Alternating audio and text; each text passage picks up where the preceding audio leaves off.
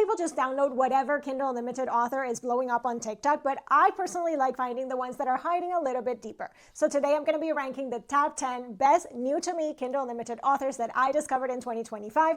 And my number one, it literally changed my brain chemistry and it made me like something that I never thought I would. And then stick around after those 10 because I've got a dark and edgy KU corner for the readers who like their romance a little bit more unhinged. So I'm going to tell you who to try, which book to start with, and what is the vibe that you're going to get with each of these authors so that you don't waste one single KU download this year. So if you are tired of feeling like your KU is just the greatest hits playlist of whatever is the book talk favorite, these are the hidden gems that will actually deliver. Quick note here, some of these are cozy, some are spicy, some are dark, some are historical, there's fantasy, there's a little bit of everything. And also please check your content warnings, especially for the bonus corner at the end. Also, let me know in the comments right now, what is your number one author you discovered on KU this year that you cannot shut up about? That way we can all add more to our TBR. Okay, so I'm ranking them now from 10 to 1, and again, I'm warning you, this list has demon boyfriends, fae bargains, cursed witches, Regency fake engagements, and some books that I really did not expect to love as much as I did. Honestly, I feel like the top 3 are the ones that I am most likely to binge next year, so definitely don't click off and wait for those. Starting at number 10, it's Emma Orchard, and the book that I read is To Catch a Lord. This is perfect if you want Bridgerton energy, but with a super readable modern pace. In this one, we are in London 1813, and Amelia basically needs to pretend a relationship with the most respectable man alive because the gossip around her is attracting the worst kind of attention. And our hero is honestly kind of needing the same thing. This one was fun, it's romantic, it has a ton of chaos, and it's perfect if you want the historical that feels like kind of like a bingeable TV show. Also, if you're a historical romance KU reader, drop a teacup emoji in the comments so that I know you're interested in more of this genre. But in the number 9 spot, we have A.K. Caggiano, and for this one I read Bound and Tied. It is part of a series, but they're kind of all interconnected standalones, and I feel it's one of those series where you can really feel the binge potential here, especially if you're a cozy fantasy reader. This follows Xander Shadowheart, whose mom is banished to the infernal plane, and his powers are just a mess. He's trying to fix his magic when this haughty herbalist derails everything and awakens something in him. So if you like cozy fantasy romance, but with a little bit more stakes and a world that you really want to move into and live in, you'll definitely want to put this author on your list. Now, I only read the one book so far this year, but I am definitely going back for more next. Now, for a palate cleanser romance that is pure sweet feelings, coming in at number 8 is Emma St. Clair. Now, I read a couple of books by her this year.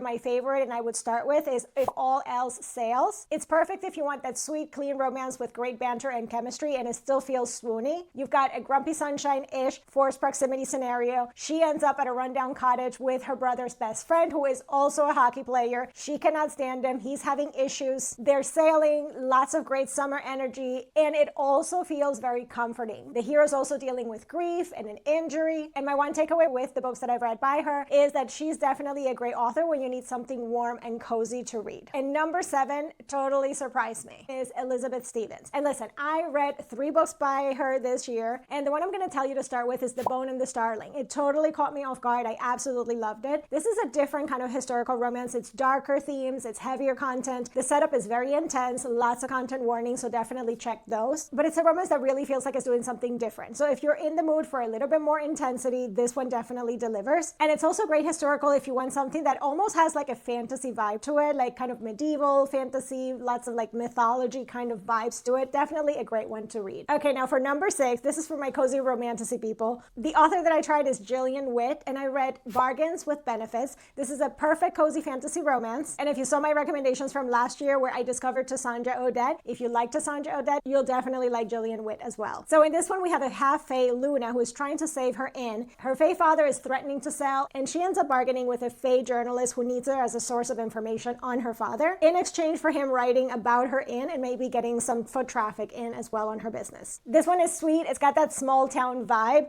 but for cozy fantasy. And again, like I said before, if you like Cassandra Odette, also if you like Jenna Wolfhard, I really think that this is going to click with you. Now for my number 5 spot, we've got some male-male romantic fantasy, and we've got a curse, a prophecy, and just really great emotional depth as well. The author is Alistair Reeves, and the book I read is A Spell for Heart Sickness. Love this one, and I definitely want to go back and read more in the series. So we have Briar, who is a witch and has a wasting curse. Basically, he's going to die, and his magic is literally being consumed. So then prophecy sends him to this remote island to find a predestined lover. He arrives, and it's an unwelcoming town. There's a murdered ghost roommate and 2 possible destiny men. If he picks the right one, then he's saved. This one is sweet. There's grief, there's healing, there's death. It's got all the emotions. A great kind of grumpy recluse hero era as well. It just feels so cozy and definitely need to read more in this series. But now, if you want something a little bit more funny and cute with witches and fae, then my number 4 should be your next KU click. And that author is Amy Boyles. I also read a couple of books by Amy Boyles this year. And the one I'm going to tell you to start with is How to Fake It with a Fae. It's a really fun, cozy, kind of paranormal romance, but basically like a rom-com. So we've got Addison, and her thing is that she runs a bookish matchmaking thing,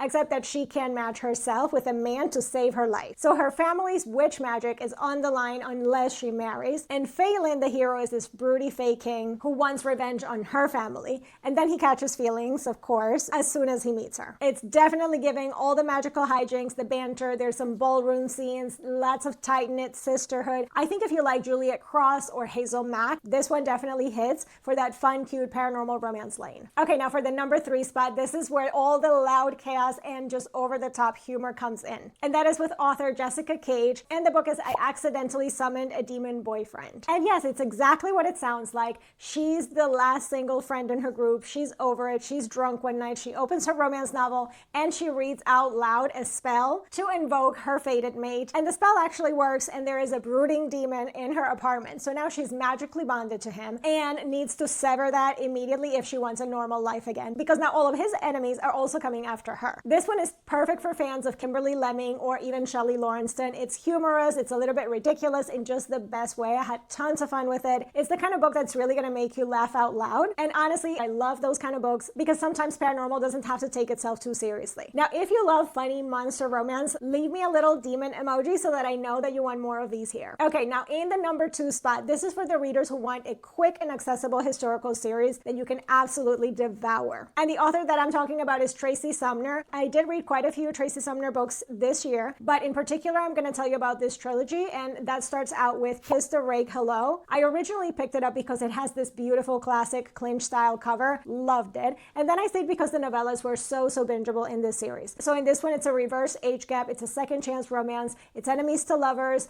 The hero is this infamous second son who's basically allergic to attachments until this independent countess that he's been in love with basically his whole life just wants a fling with him, and he can't say no. I read 4 books by this author this year, this whole series, and then I started another one. They are super accessible because they're quick, they're satisfying, they're very lighthearted. They're perfect for when you want a historical romance author that is very easy to read and is not super heavy. And now for my number 1 KU author that I discovered this year, this is an author that was one of my biggest highlights of the year, KU or not. And if you like supernatural dark romance, then you need to buckle up. So the author is Harley LaRue, and the book that I'm going to talk about here is Her Soul to Take. I did read more books by her in other series as well this year, but this is where I think you should start. Now in this one, Leon is basically a demon and has a lethal reputation, and Ray is obsessed with the supernatural, and she has this cute little ghost hunting hobby, and it turns out she ends up accidentally summoning a real demon, and then of course finding there's monsters in the woods, there's a bit of a cult situation happening in the town, and there's also this ancient danger that is waking up, and it's literally calling her name. Now I think if you're a fan of Buffy the Vampire Slayer, this series is perfect for you. I mean, this is Buffy but with a lot more sex and smut. It is definitely intense, it's dark, it's supernatural romance, there is a bit of danger as well. Definitely check all the content warnings for anything that Harley LaRue writes. But if you want a book that's gonna grab you by the throat and not let go, this is definitely the one. And like I said, I read this, but I also read a couple other things by her, and I did end up reading also the Loser series by her. That is definitely a little bit more on the dark romance side, and it made me be okay with certain topics that I thought were lines that I didn't want to cross in my reading, but I absolutely loved them in her books. So because Harley LaRue was also going to be part of my dark and edgy KU corner that I told you guys that I was going to give you at the end of my top 10 list, let's start getting into that. I do have 3 more authors to talk about. Of course, all the content warnings apply, so read responsibly here. But besides Harley LaRue and her Loser series, I'm definitely going to suggest Ivy Ophelia, and the book that I think you should try is The Poisoner. This one is Victorian London, it's paranormal, it's gothic, violent passion, basically 2 killers tangled. Our heroine is a botanist, but really what she's known for is that she creates these potions to help women get rid of, let's say, the more undesirable men in their lives. She's been doing that since she was a little girl, and she meets her match when there is a vampire that takes some interest in her. So he's a killer, she's a killer, basically, and it is such a wonderful story between them. Now, the story will continue in the second book, so you're not going to get a full resolution here in book 1, but I'm telling you, if you are a fan of Anne Rice or any kind of vampire story that has that kind of tone, definitely you need to put this on your KU list immediately. The next author on my dark and edgy list is K.M. Morono supernova. And the book that I'm going to tell you to read is Leave Me Behind. This is dark romance. It is definitely on the pitch black of the spectrum. She is the sole survivor of an elite squad and gets recruited into a special ops team that basically expects her to die, especially because her team was responsible for the death of their team members. Basically, nobody likes her there. So the night before she joins them, she has a night of freedom. She has a one-night stand, and when she gets there, turns out the man that she slept with is one of the men in that unit. And basically, he's kind of her superior too. Now, this one, I'm telling you, it's intense. It's bleak in some places. It gives you very much like read all the warnings about it before going into it. But if you want a dark romance that has a lot of action, it has tension, this one definitely stands out. And now the last one that I have to recommend is author Lauren Beale. And the series that I'm going to recommend starts with Sinner's Retreat. This is definitely a great dark rom-com. It's kind of like, from what I've read, it's more of like diet Lauren Beale, because she does do some books that are definitely